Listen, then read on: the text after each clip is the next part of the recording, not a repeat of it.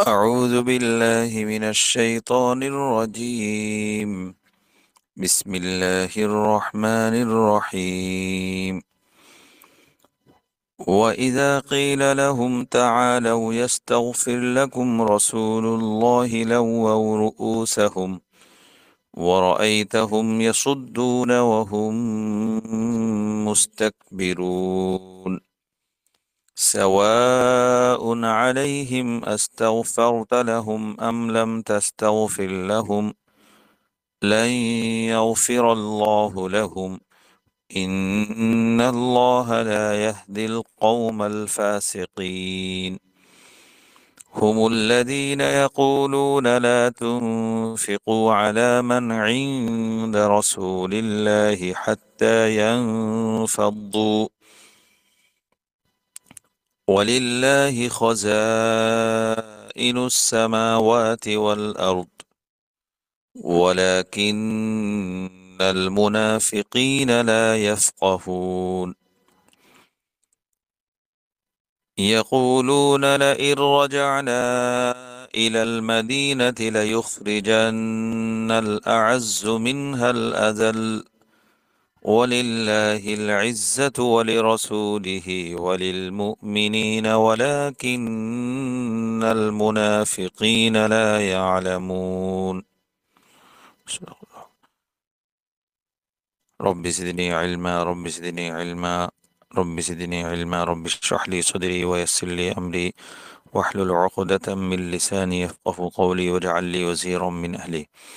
رب يسر ولا تعسر وتمم بالخير. سبحانك لا علم لنا إلا ما علمتنا إنك أنت العليم الحكيم. اللهم علمنا ما ينفعنا وانفعنا بما علمتنا وزدنا علما. اللهم اجعل عملنا كله خالصا لوجهك الكريم ولا تجعل لأحد سواك فيه شيئا يا رب العالمين.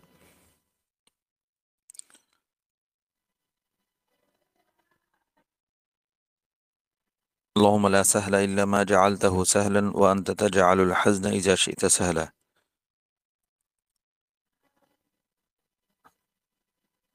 اللهم اجعلني في عيني صغيرا وفي أعين الناس كبيرا.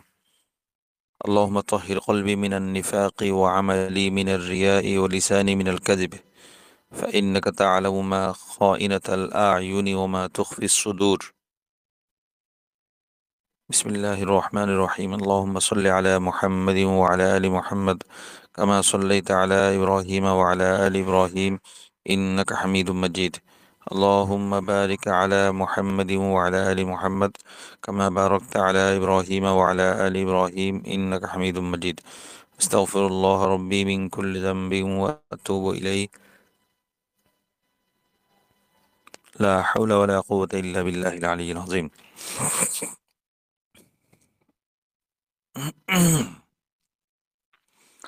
وإذا قيل لهم تعالوا يستغفر لكم رسول الله لووا رؤوسهم ورأيتهم يصدون وهم مستكبرون.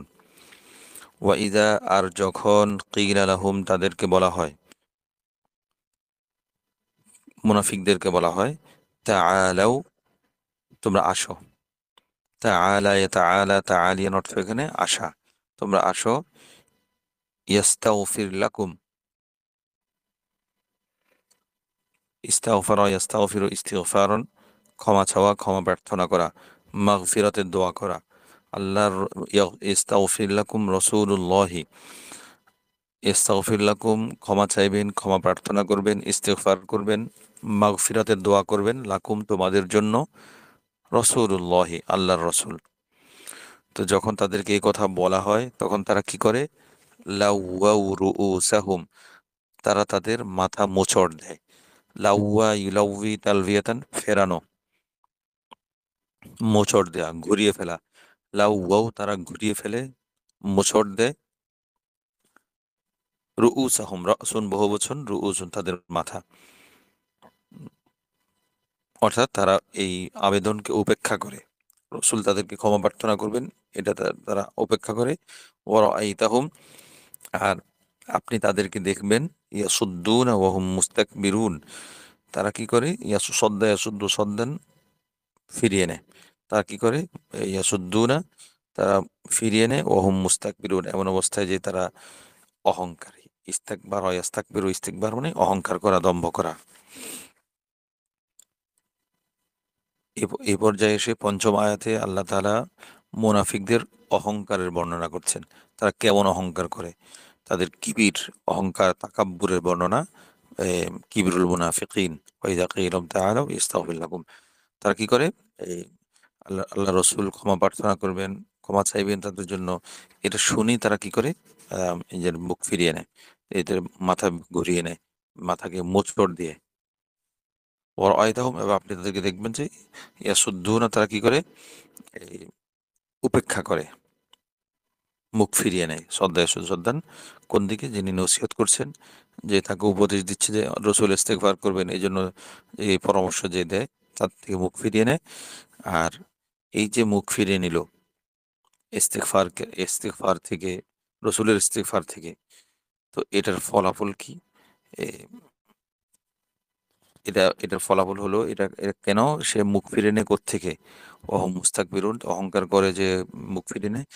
তাহসিল ইস্তেগফার, ইস্তেগফার প্রাপ্তি, ইস্তেগফার অর্জন, নবীজির মাগফিরাতের দোয়া নবীজির পক্ষ থেকে, এই এত বড় একটা দুর্লভ প্রাপ্তি থেকে সে নিজেকে মুখ ঘুরিয়ে নেয়, সে নিজেকে দূরে সরিয়ে নেয়, সে পুরোপুরি উপেক্ষামূলক আচরণ করে।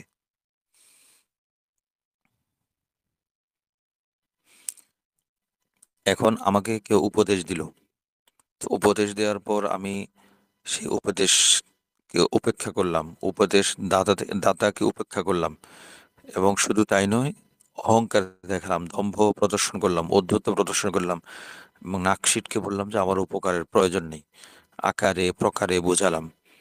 এটা হলো আলামত যে আমার ভিতরে নেফাক আছে, আমার ভিতরে মুনাফিকি আছে। উপদেশের প্রতি বা উপদেশদাতার প্রতি ঔদ্ধত্য প্রদর্শন করা, অহংকার প্রদর্শন করা, এটা হলো মুনাফিকদের অন্যতম বৈশিষ্ট্য। আমি খেয়াল করব, আমাকে যদি কেউ ভালোভাবে, ভালো কথার, ভালো কাজের বা আমার কোনো দোষ ত্রুটির কথা স্মরণ করি উপদেশ দেয়, আমার ভিতরে অহংকার জন্মে কিনা, আমার ভিতরে ঔদ্ধত্য জন্মে কিনা, তাহলে বুঝতে হবে আমার ভিতরে নিফাক আছে।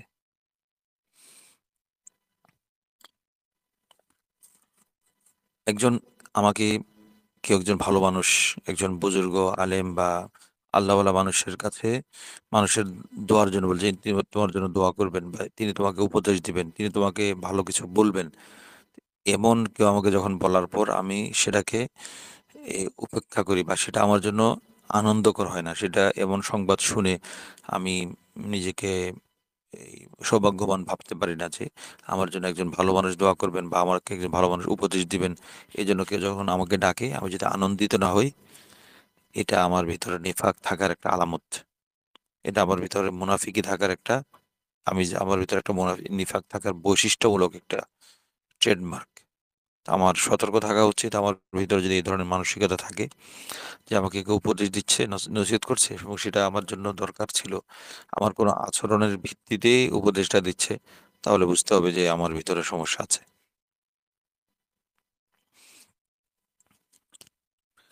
তো জাহিদ বিন আরকম, যিনি আব্দুল্লাহ ইবনে উবাইয়ের বিরুদ্ধে নবীজির কাছে অভিযোগ করেছিলেন, তো অভিযোগ করার পর আব্দুল্লাহ ইবনে উবাইকে নবীজি ডেকেছিলেন। আমাদের প্রথম দিনের মোজাকারা এটা হয়েছে, সূরা নাজিলের প্রেক্ষাপট আমরা আলোচনা করতে গিয়ে বলেছিলাম। তো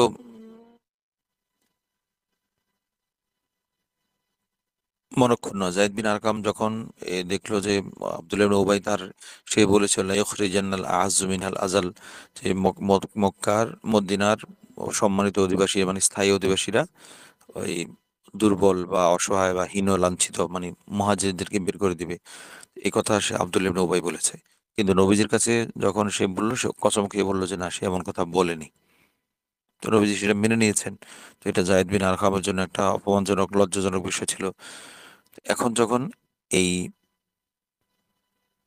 সূরা নাজিল হলো, সূরা মুনাফিকুন নাজিল হলো মদিনার কাছাকাছি যাওয়ার পর, তার আব্দুল্লাহ ইবনে উবাইয়ের অবস্থা ফাঁস হয়ে গেছে, এবং এই মুসলমানদের মধ্যে এক ধরনের খুশির বন্যা, আনন্দের বন্যা বয়ে গেছে যে যাক, জায়েদ বিন আরকাম এই তার সম্মানটা রক্ষা হলো। এই অবস্থায় কোনো কোনো বর্ণনা মধ্যে যে কেউ একজন গিয়ে এই আব্দুল ইবনে উবাইয়ের কাছে গিয়েছে, গিয়ে বলেছে যে যাও, এখন তো তোমার এ বিষয়ে সূরা মুনাফিকুন নাজিল হয়েছে, বিষয়টা পরিষ্কার হয়েছে, তোমার অবস্থানটা ফাঁস হয়ে গেছে, তুমি আল্লাহ রসুলের কাছে গিয়ে ক্ষমা প্রার্থনা করো। তুমি আল্লাহর রসুলের কাছে যাও, গেলে তিনি তোমার জন্য মাগফিরাতের দোয়া করবেন আল্লাহ তাআলার কাছে। তখন সে কি করলো, লাউয়াউ রুউসাহুম রাসাহু, সে তার মাথা ঘুরিয়ে ফেললো, মুখ ফিরিয়ে ফেললো। তখন মুখ ফিরিয়ে বলল, অনেকটা কথাটা এমন, লাকাদ আশারাতুম আলাইয়া বিল ঈমানি, তোমরা আমাকে ঈমান আনতে বলেছো, আমানতু, ঈমান এনেছি। ওয়া আশারাতুম আলাইয়া বিআন উ'তিয়া যাকাতান, যাকাতা মালি, আমি আমার সম্পদের যাকাত দেওয়ার কথা তোমরা আমাকে বলেছো, ইশারা করেছো, ফাআতাইতু, দিয়েছি। ওয়ালাম ইয়াবকা লাকুম, আর তোমাদের জন্য আর কিছু বলার নেই, যে ইল্লা আন তা'মুরুনি বিসসুজুদি লিমুহাম্মাদিন, এখন আমাকে মোহাম্মদকে সিজদা করতে বলা ছাড়া তোমাদের আর কোনো কথা বাকি নেই। এ কথা বলে লাউয়াউ রুউসাহুম, সে কি করলো, মুখ ফিরিয়ে মাথা ঘুরিয়ে চলে গেল। এই ছিল অবস্থা, তার আচরণ, তার উপেক্ষা। এর প্রেক্ষিতে তো মদিনার অন্যান্য লোকেরা বুঝে গেছে যে এই দুরারোগ্য ব্যাধিযুক্ত লোক আব্দুল ইবনে উবাইর আর কোনো এর চিকিৎসা হওয়ার সম্ভব না। এখন এই আয়াত থেকে আমার শিখার বিষয় কি? আমার শিখার বিষয় যেটা আমরা প্রথমে বলেছি সেটা, যে কেউ যদি আমাকে নসিহত করে, আমি সেটা যত কষ্ট হোক, ভিতরে যতই বাষ্প বাষ্প তৈরি হোক, আমি কষ্টে সেটাকে হজম করে হাসি মুখে সেই নসিহতটাকে মেনে নেব, আমার ভুলটা স্বীকার করব, অন্তত তার প্রতি আমি ঔদ্ধত্য প্রদর্শন করব না। এই জন্য আমাকে কেউ যদি ভালো কোনো মানুষের কাছে নিয়ে যেতে চায়, যেতে না পারলে অপারগতা প্রকাশ করবো, কিন্তু অহম মুস্তাকবিরুন, যে অহংকার যদি প্রকাশ না পায়, এটা খুব খারাপ, এটা খুব বিপদ। কারণ আমাকে মুনাফিকের কাতারে সামিল করে দেওয়ার জন্য, আমাকে মুনাফিকদের তালিকা অন্তর্ভুক্ত করার জন্য এই একটি আচরণই যথেষ্ট, যে আমি আমাকে উপদেশদাতাকে আমি উপেক্ষা করলাম। সাওয়াউন আলাইহিম আস্তাগফারতা লাহুম। আরেকটা কথা, যে এই আয়াতের আমল হিসাবে,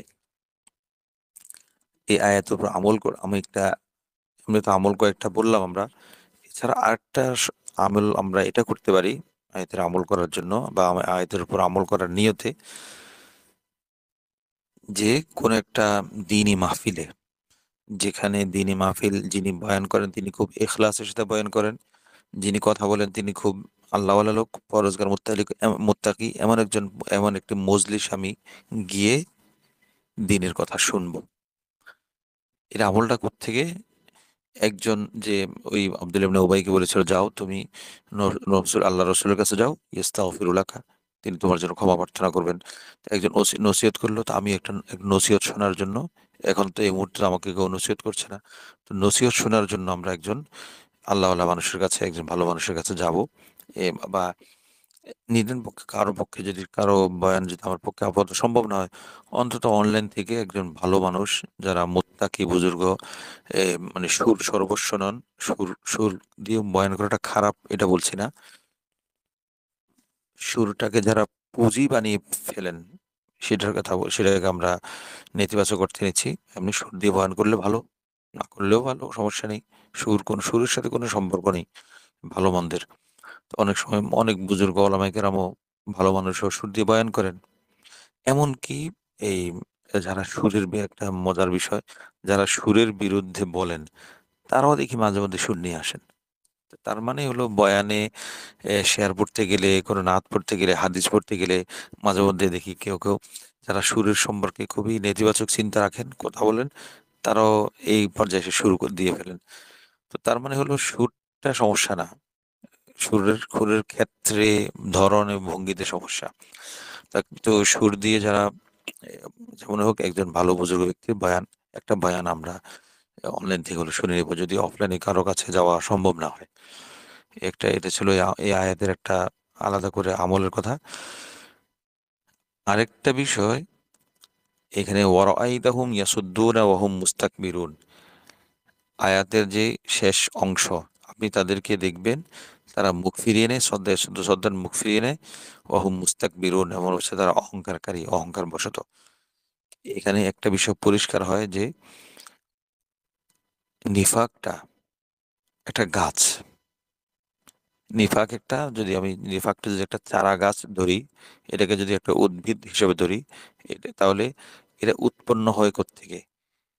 এটার এটা কোন জমিতে উৎপন্ন হয়? কোন জমি থেকে এটা এই চারা গাছটা বের হয়? নিফাকের কিবির থেকে, অহংকার থেকে। ইয়াসুদ্দুনা ওহুম মুস্তাকবিরুন, এই তারা যে মুখ ফিরিয়ে নিল রসুল থেকে, আব্দুল্লাহ ইবনে উবাই, কি অবস্থায়? ওহুম মুস্তাকবিরুন, তারা কি অহংকার করা অবস্থায়।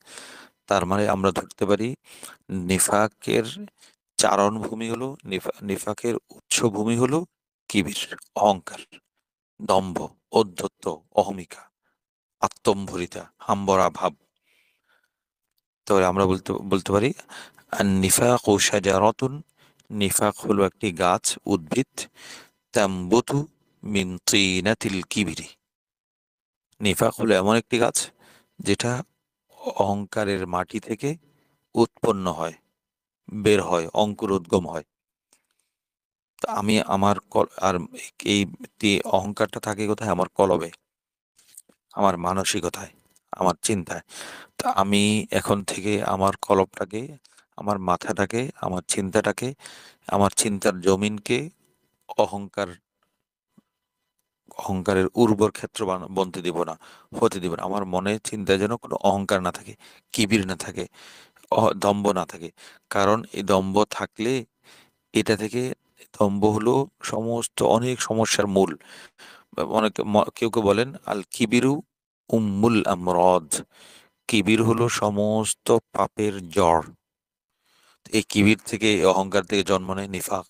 এই অহংকার থেকে জন্ম নেয় সুদুদ, আল্লাহ ইয়াসুদ্দুনা, আল্লাহ থেকে মুখ ফিরিয়ে নেয়া। এই অহংকার থেকে জন্ম নেয় রিয়া। এই অহংকার থেকে জন্ম নেয় আরো অসংখ্য পাপ। তো আমি আল্লাহ তাআলার কাছে সবসময় আল্লাহ দোয়া করবো। এই এই আয়াতের একটা দোয়া, এটা আমল। আরেকটা আমল কথা বলি, আমরা বারবার আল্লাহর কাছে বলবো, ইয়া আল্লাহ, আমার কলবকে আপনি কিবির মুক্ত করে দিন। হে আল্লাহ, আমার কলবকে আপনি অহংকার মুক্ত করে দিন। হে আল্লাহ, আমার কলবকে আপনি দম্ভ মুক্ত করে দিন। এই কেন? কারণ এটার, এই অহংকার থেকে, এই কিবির থেকে জন্ম নেয় সবচেয়ে ভয়াবহতম রোগ, কুফুরের চেয়ে যেটা ভয়াবহ, সেটা কি? নিফাক, মুনাফিকি। এটা খুবই ভয়ঙ্কর বিষয় যে আমার ভিতরে যে অহংকার থাকে, আমি একজন পটেনশিয়াল মুনাফিক, মানে সম্ভাব্য মুনাফিক।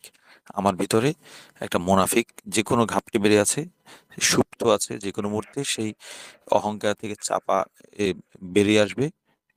চেরাগ থেকে যেমন দৈত্য বের হয়, সেই অহংকার থেকে মুনাফিক বা নিফাক নামে সেই দৈত্যটা বেরিয়ে আসবে, ঘাপটি মেরে আছে।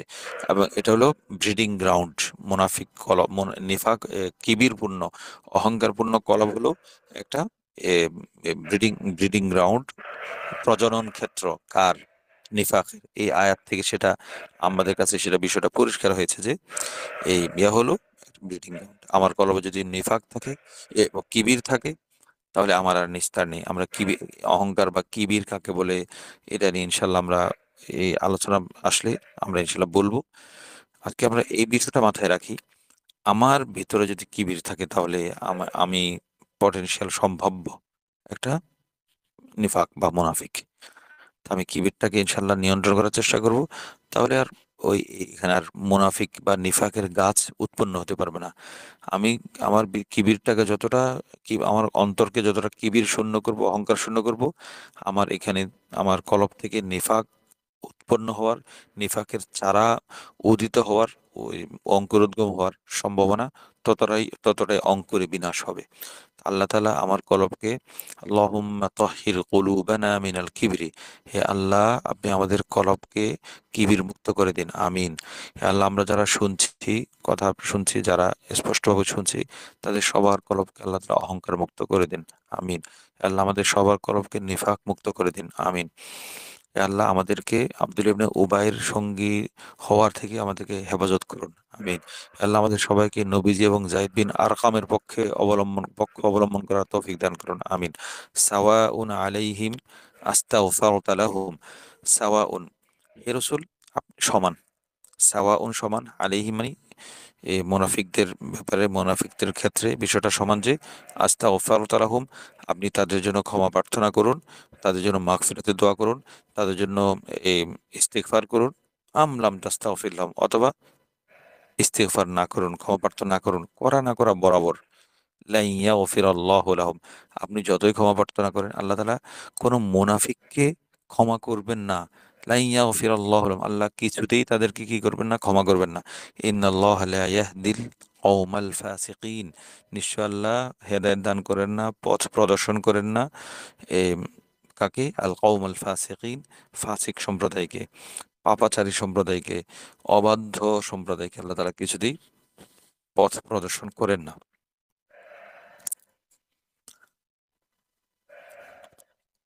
আমার কারো ভিতরে যদি ওই যে মুনাফিকের ভিতরে অহংকার, ওহুম মুস্তাকবিরুন, তারা অহংকার করা অবস্থায়, দম্ভ করা অবস্থায়, দম্ভ প্রদর্শন করা অবস্থায় তারা কি করেছে, এ ঘুরে মুখ ঘুরিয়ে চলে গেছে।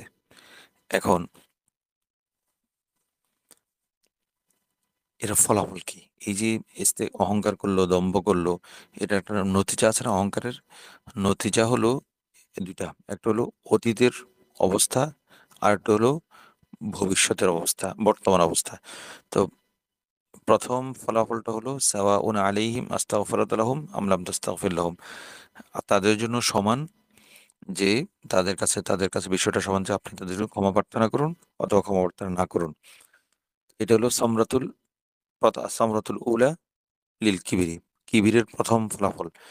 এবং এই ফলাফলটা হলো তাদের অতীত কর্ম, অতীতের জন্য আল হায়ালাতুল মাদিয়া, অতীতের বিগত সময়ের জন্য, বিগত সময়ের অবস্থা, অতীতের কাজের জন্য আপনি তাদেরকে ক্ষমা প্রার্থনা করুন বা না করুন, লা ইয়াগফিরাল্লাহ, আল্লাহ কিছুতেই কি করবেন না, তাদেরকে ক্ষমা করবেন না।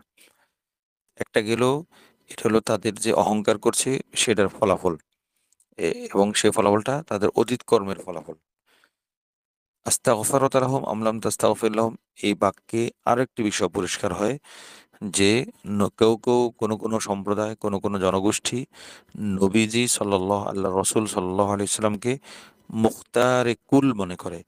মুখতারে কুল মানে হলো এ, সবকিছুর, যিনি যা ইচ্ছা করেন তাই হয়, তা করতে পারেন, মানে নিরঙ্কুশ, সর্বময়, সর্বজনীন ক্ষমতার অধিকারী মনে করা।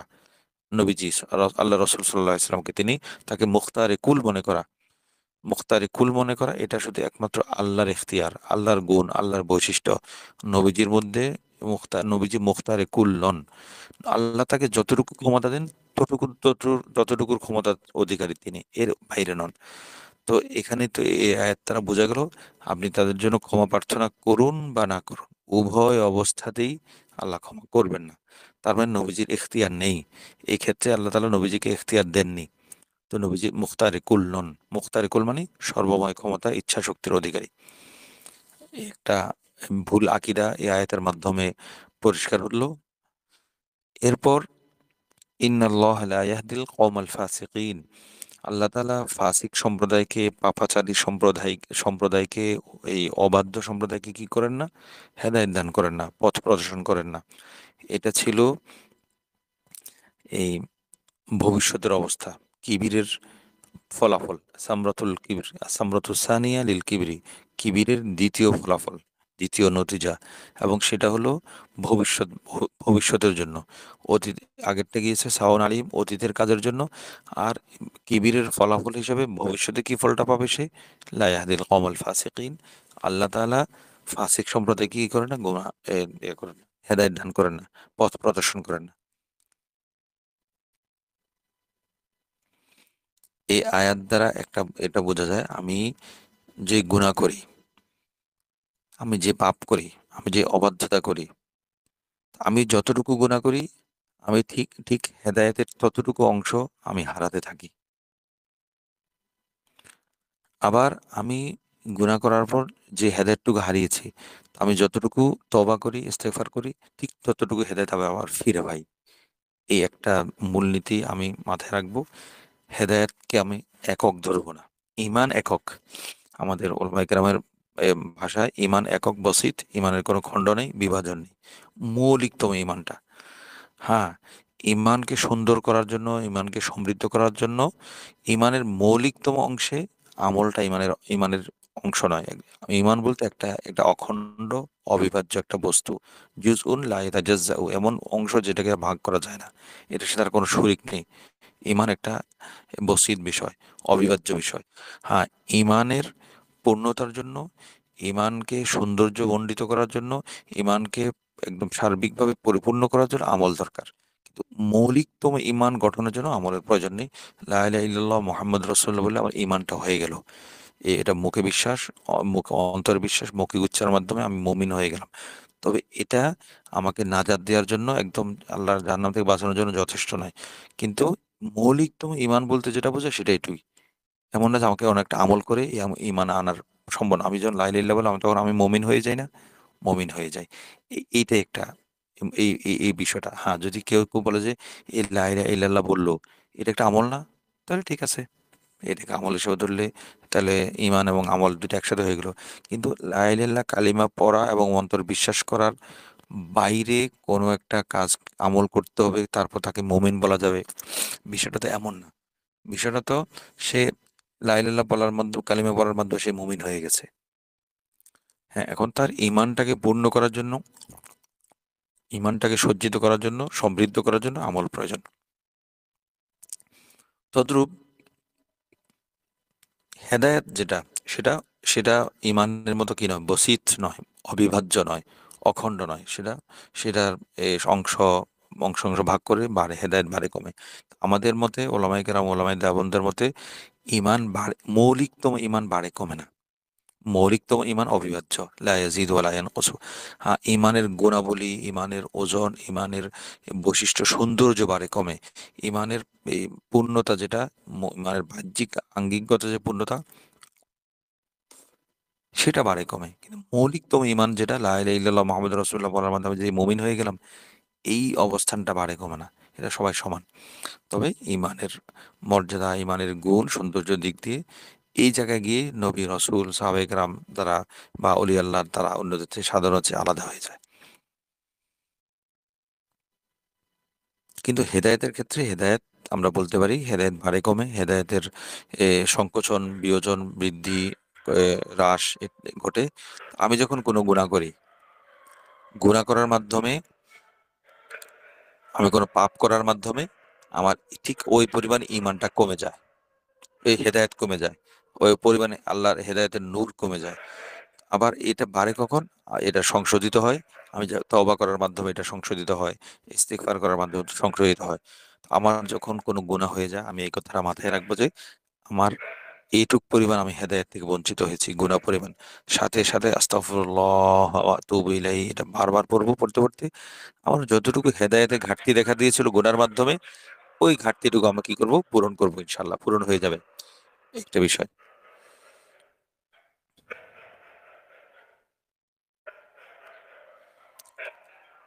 নিজেকে নিয়ে গর্ব করা, নিজেকে নিয়ে অহংকার করা, আল ইগতিরারু বিন নফস, একটা নিজেকে আত্মম্বরিতা, নিজেকে হাম্বড়া মনে করা, বড় মনে করা এক। দ্বিতীয় দ্বিতীয় হলো সৃষ্টির প্রতি, মাখলুকের প্রতি, মানুষের প্রতি অহংকার প্রদর্শন করা, ঔদ্ধত্য প্রদর্শন করা। এটা এক দুরারোগ্য ব্যাধি, এক ভয়ঙ্কর ব্যাধি। এই এই দুটি ব্যাধি, নিজেকে নিয়ে মুগ্ধতায় ভোগা, নিজেকে নিয়ে ধোঁকাগ্রস্ত হওয়া, আমি সেই, আমি এই, আমি সেই। আর একটা হলো মানুষের প্রতি, সৃষ্টির প্রতি দম্ভ, ঔদ্ধত্য প্রদর্শন করা। এটা এমন এক রোগ যেটা এই রোগাক্রান্ত ব্যক্তিকে কি করে, ধ্বংসের দিকে ঠেলে দেয়। ধীরে ধীরে তাকে নেফাকের দিকে নিয়ে যায়, ধীরে ধীরে তাকে কুফরের দিকে নিয়ে যায়, ধীরে ধীরে তাকে জাহান্নামের দিকে নিয়ে যায়। আমি সতর্ক থাকবো যে কোনো একটা বিষয়ে আমার নিজেকে নিয়ে আত্মম্বরিতা আছে কিনা, দম্ভ আছে কিনা, অহংকার আছে কিনা, আর মানুষের প্রতি আমি কোনো ঔদ্ধত্য প্রদর্শন করি কিনা। আব্দুল ইবনে উবাইয়ের মতো, আমাকে উপদেশ দিল, আমি উপদেশটা গ্রহণ করলাম না, আমি নিজেকে দূর, আমি নিজে ঠিক আছি, আমি নিজে স্বয়ংসম্পূর্ণ, আমার নিজের এত গুণ, তার কি আছে, এই ধরনের মানুষের থাকে। বা মানুষকে যদি মানুষের সাথে যদি আমি ঔদ্ধত্যপূর্ণ আচরণ করি, তাহলে আমার এই সমস্যা। দ্বিতীয় বিষয়, তৃতীয় বিষয় ছিল আল্লাহ তাআলা মুনাফিককে কিছুতেই ক্ষমা করবেন না। কোন মুনাফিক? যে কুফরকে শক্তভাবে আঁকড়ে ধরে আছে এবং আল্লাহ এবং তার শরীয়তের বিরুদ্ধে যুদ্ধ করার অবস্থানটাকে সে অনড়ভাবে ধরে রেখেছে। এবং গোপনে যে আল্লাহর শত্রুদেরকে কি করে সাহায্য করে। তো এটা এই বিষয়টা খুবই বিপজ্জনক। কি বললাম? মুনাফিক, যে মুনাফিক কুফরকে সজোরে একদম কঠিন ভাবে আঁকড়ে ধরেছে এবং আল্লাহ এবং তার রসূল এবং তার শরীয়তের বিরুদ্ধে যুদ্ধে অনড় অবস্থান নিয়ে আছে এবং গোপনে আল্লাহর শত্রুকে সে কি করে সাহায্য করে। তো এমন এই এই গুণ, এই দোষ, এই ভ্রান্তি যেন আমার মধ্যে কোনোভাবে না থাকে। এবার আমার খুব সতর্ক থাকা দরকার, সতর্ক থাকা উচিত। তো সাওয়াউন আলাইহিম আস্তাগফারতা লাহুম আম লাম তাস্তাগফির লাহুম, এই আয়াতে আল্লাহর রসূলের একটা অবস্থা তুলে ধরছেন যে মানে আপনি ক্ষমা প্রার্থনা করুন বা না করুন, তার মানে নবীজি ক্ষমা প্রার্থনা করছেন, করেন সবার জন্য, মুনাফিক মুমিন সবার জন্য নবীজি ক্ষমা প্রার্থনা করতেন। এখন এই আয়াতের সাথে আমার সক্রিয়, আমার স্বতঃস্ফূর্ত সাড়া আমি কি দেব? আমি এই আয়াতের মধ্যে একটা আল্লাহ তাআলা বলছেন, এ রাসূলুল্লাহ আপনি মুনাফিকের জন্য ক্ষমা প্রার্থনা করবেন না, করে লাভ নেই, মুমিনদের জন্য করেন। তো আমিও আস্তাগফিরু লিনাফসি ওয়ালিল মুমিনিনা ওয়াল মুমিনাত, আমি সমস্ত এই আয়াত পড়ার পর, এই আয়াত শোনার সাথে সাথে এই আয়াতের এর সাথে তাফাউল, যেটা বলে তাফাউল মানে হলো মানে তাৎক্ষণিক প্রতিক্রিয়া, তাৎক্ষণিক এটা নিজের এ, অভিব্যক্তি প্রকাশ, অনুভূতি প্রকাশ বা অনুভূতির বিষয়টাকে সাড়া দেয়া এই আয়াতের ডাকে, আয়াতের মূল বক্তব্যে, সেটা হলো কি আমি মুনাফিকদের জন্য না, আমি মুমিনদের জন্য ইস্তেগফার করব। তো আমরা এই দোয়াটা পড়ি সূরা ইব্রাহিমের, রব্বি গফিরলি ওয়ালি ওয়ালিদাইয়া ওয়ালিল মুমিনিনা ইয়াওমা ইয়াকুমুল হিসাব। রব্বি গফিরলি, এ আমার রব আপনি আমাকে ক্ষমা করুন, ওয়ালি ওয়ালিদাইয়া আমার মাতা পিতাকে ক্ষমা করুন, ওয়ালিল মুমিনিনা মুমিনদেরকে ক্ষমা করুন, ইয়াওমা ইয়াকুমুল হিসাব যেদিন হিসাব কায়েম হবে। তাহলে আমি এই আয়াতের সাথে এই আয়াতের প্রতি তাফাউল দেখালাম, মানে আয়াত পড়ার সাথে সাথে এই আয়াতের উপর আমি আমল করলাম, এই আয়াতের স্বতঃস্ফূর্ত আহ্বানে আমি সাড়া দিলাম। রব্বি গফিরলি ওয়ালি ওয়ালিদাইয়া ওয়ালিল মুমিনিনা ইয়াউমা ইয়াকুমুল হিসাব।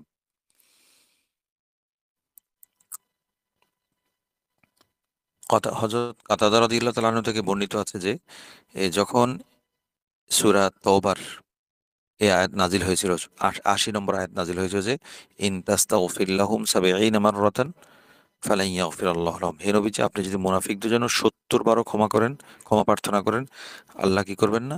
আল্লাহ তাদেরকে কিছুতেই ক্ষমা করবেন না। তখন নবীজি বললেন, নবীজি বিষয়টাকে এভাবে ধরেছেন যে হয়তো ৭০ বার ক্ষমা প্রার্থনা করলে হবে না, আরো বেশি করতে হবে। তো নবীজি বললেন কি, লা আজিদান্না আলা সাবঈনা, আমি তাদের উপর তাদের জন্য ৭০ বারের বেশি ক্ষমা প্রার্থনা করবো মুনাফিকদের জন্য, তাহলে হয়তো আল্লাহ তাআলা মাফ করবেন। নবীজির প্রতি উম্মতের প্রতি নবীজির কেমন দরদ ছিল সেটা আহ, এই বক্তব্য দ্বারা বোঝা যায়। তখন নবীজি যখন বললেন ঠিক আছে আমি ৭০ বারের বেশি তার জন্য ক্ষমা প্রার্থনা করব, তখন আল্লাহ তাআলা নবীজির এই আচরণ বা এই কথাটাকে সংশোধন করার জন্য আল্লাহ তাআলা নাজিল করেছেন সাওয়াউন আলাইহিম, এই আয়াতটা আমরা এতক্ষণ যে আয়াতে ছিলাম সূরা মুনাফিকুনের ৬ নম্বর আয়াতে, সাওয়াউন আলাইহিম আস্তাগফারতা লাহুম আম লাম তাস্তাগফির লাহুম, আপনি ক্ষমা প্রার্থনা করুন বা না করুন, আমি তাদেরকে কিছুতেই ক্ষমা করবো না। নবীজিকে সংশোধন করে দিয়েছেন যে নবীজি আপনি তাদের জন্য ক্ষমা প্রার্থনা করবেন না কোনোভাবেই। কেন কেন ক্ষমা প্রার্থনা করবেন না? তবে ক্ষমা প্রার্থনা না করার, আজীবন ক্ষমা প্রার্থনা করবেন না এমন না। লাই ইয়াগফিরাল্লাহু লাহুম, মানে আল্লাহ তাদের ক্ষমা করবে না যতক্ষণ পর্যন্ত তারা নিফাকের উপর থাকবে। নিফাকটা সংশোধন করে ফেললে আর কোনো সমস্যা নেই, আল্লাহ তাদেরকে ক্ষমা করে দিবেন। তো এই আয়াতের ক্ষেত্রে আমরা আরেকটা বিষয় তাফাউল, আমরা এই পরিভাষাটা মাথায় রাখবো, আমরা নিয়মিত এই শব্দটা উচ্চারণ করব। তাফাউল মানে হলো স্বতঃস্ফূর্তভাবে আয়াতের ডাকে সাড়া দেয়া, আয়াতের আহ্বানে সাড়া দেয়া, আয়াতের মূল বক্তব্যের প্রতি স্বতঃস্ফূর্ত একটা আচরণ করা। তো ইন আল্লাহ লা ইয়াহদিল কওমাল ফাসিকিন, আয়াতের শেষ বাক্যটা আমরা একটু খেয়াল করেছি না? শেষ বাক্যটা দেখি, ইন আল্লাহ নিশ্চয় আল্লাহ ফাসিক সম্প্রদায়, পাপাচারী সম্প্রদায়, অবাধ্য সম্প্রদায় কি করবে না? হেদায়েত দান করেন না। এখন এই বাক্যটা পড়ার পর আমার তাফাউল কি হবে? আমার তাৎক্ষণিক প্রতিক্রিয়া কি হবে? আমি আল্লাহর কাছে দোয়া করব, ইহদিনাস সিরাতাল মুস্তাকিম, হে আল্লাহ আপনি আমাকে সিরাত মুস্তাকিম দান করুন। যেহেতু আল্লাহ তাআলা বলছেন ফাসিক সম্প্রদায়কে আল্লাহ তাআলা ক্ষমা করেন না, আল্লাহ হিদায়াত দান করেন না, আমি আমার নামটা যেন ফাসিক সম্প্রদায়ের কাতারে না থাকে, আমার নামটা যেন ফাসিক সম্প্রদায়ের নাম থেকে কাটা যায়, এজন্য আমি তার বারবার দোয়া করবো, ইহদিনাস সিরাতাল মুস্তাকিম, ইহদিনাস সিরাতাল মুস্তাকিম, ইহদিনাস সিরাতাল মুস্তাকিম। এখানে দুইটি বিষয়, একটা হলো আমি নিজের জন্য দোয়া করব, আর ইহদিনা বলে পুরো উম্মতের জন্য কিন্তু আমি দোয়া করছি। আল্লাহ আপনি আমাদেরকে আমাদেরকে আমাদেরকে মানে কি, পুরো মুসলিম উম্মাহ। আগে যে দোয়া করলাম রব্বি গফিরলি ওয়ালি ওয়ালিদাইয়া ওয়ালিল মুমিনিনা ইয়াউমা ইয়াকুমুল হিসাব, ওখানেও পুরো উম্মতকে আমি শামিল করলাম, মুসলিম যারা। এখানেও ইহদিনা বলে আমি পুরো উম্মাহকে শামিল করলাম, পাশাপাশি আমি তো আছি আলহামদুলিল্লাহ। ইহদিনাস সিরাতুল মুস্তাকিম, ইহদিনাস সিরাতুল মুস্তাকিম, এই দোয়াটা পড়বোই, আল্লাহ আপনি আমাকে সিরাতুল মুস্তাকিম দান করেন। তাহলে ইনশাল্লাহ কি হবে, আল্লাহ তালা আমাকে এই নিফাক থেকে বাঁচাবেন, আমাকে ফাসিক হওয়া থেকে বাঁচাবেন।